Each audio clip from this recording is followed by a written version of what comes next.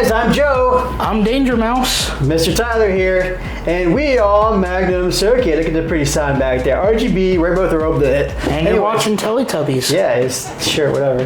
We are a bit round, aren't we? But no tinky winky here, no purses for us guys. Anyways, we wanted to go ahead and show you this ancient hunk of junk that we still managed to get working. What can I say? We're necromancers. We can bring it back to life from the dead. That's the spirit of Halloween, Mom. This, my friends, is a 3rd gen i5. It is ancient beyond ancient beyond ancient. We're talking about a DDR3 RAM maxed out at 1600 mega transfers per second. That is super slow. But not nearly as slow as a 15-year-old PC we had last time that was bad. Anyways, it was bad. From 2009. Yeah, it had DDR2 RAM in it, and that thing was a hunk of junk. This is another Goodwill Find that we have. We paid $29 for it, forgive me. But believe it or not, Tyler was able to get some games playing on it.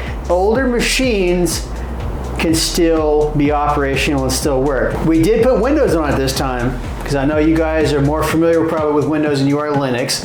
We like to play around with Linux because it's something to have fun with, because it's new to us. We decided to go ahead and put Windows on this bad boy just to see how it would run. And believe it or not, it was slow, but okay. I have a modified version of Windows 11, so I can put it on pretty much any hardware that I want. And so it's a lighter version of Windows 2, but not a whole lot lighter. It just doesn't have all the extra junk in it that they normally put, or the software and whatnot. It's a 3rd gen i5, so it's 4 cores, 4 threads, 16 gigabytes of DDR3 RAM. Obviously, we put that in ourselves.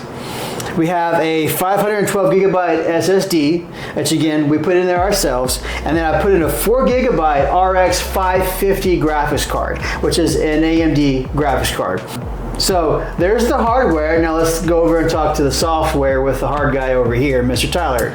Tell us what games you played, how well it ran. So I threw in something special. I played a Windows 98 CD-ROM that played phenomenon.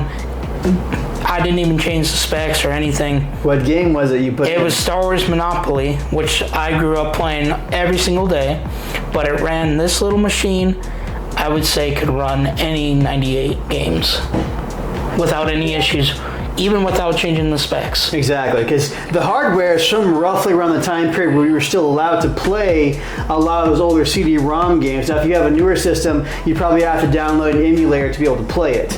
But since I have a broken version of Windows 11 plus this older hardware, it was able to run it without any issues. Then I dived into Counter-Strike 2. Started it at 1080 because that's what my monitor is. Ran okay for the first couple of minutes and then ran into some issues. Then I turned it down to 720p. Then after that, it was smooth as butter. Then I dove into PUBG, and then no. This machine cannot handle PUBG or Fortnite because of you need a higher graphics card. Okay. Or a processor, depending on what you're using. Mm-hmm. Then I played Killing the Floor 2. That one I did drop immediately down to 720, and that thing ran way better than I expected, but I was able to play that longer than most of the other games without having issues. Overall, on a scale of 1 to crap, how much would you give this rating? I give it about a 2.5. 2.5, guys. 2.5. That's great. That's awesome. But believe it or not, for some crappy gaming, it works. For some everyday use, like very light everyday use, it actually still is okay. Now again, I would recommend you guys just put Linux on it, because not a lot of people know how to mess with Windows and how to modify it to different versions. I use Rufus, where it allows you to put a lot of bypasses on it, which would mean you can put it on older hardware. It doesn't install a lot of the extra stuff. It's a little bit more complicated than just downloading the image and creating an install boot drive, but you can do it if you want to. And there's tons of videos out there that'll show you how to do it. In fact, at some point, we'll actually do it ourselves as well, just so that way you guys can stay with your beautiful family friends here. Now, Mr. Tyler, I would recommend, if you guys want something this old, but want to do Linux Wine, you can run CDs. No, there you go. That's good to know. That really is good to know. And if you watch YouTube videos, because I watched it, they basically break it down. It's really easy to install on a flash drive and do all that.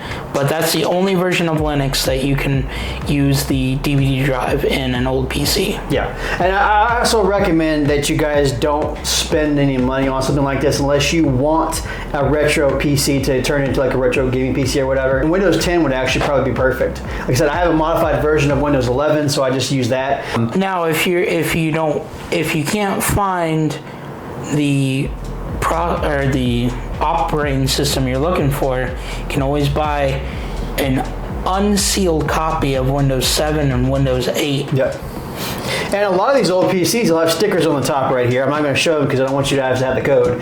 But there is Windows keys that are actually attached to these machines. So say you are able to find an older version of Windows, like Windows 7, Windows XP, whatever. You wanted to turn this into like a retro emulating machine, you can actually install the code that's on the machine. Now, not all machines have them. Some of them have been ripped off a long time ago, but a lot of them will actually have the Windows license keys actually on sticker on the machine, so that makes it easy to install the... Especially if you go to Goodwill and you find them. Yeah.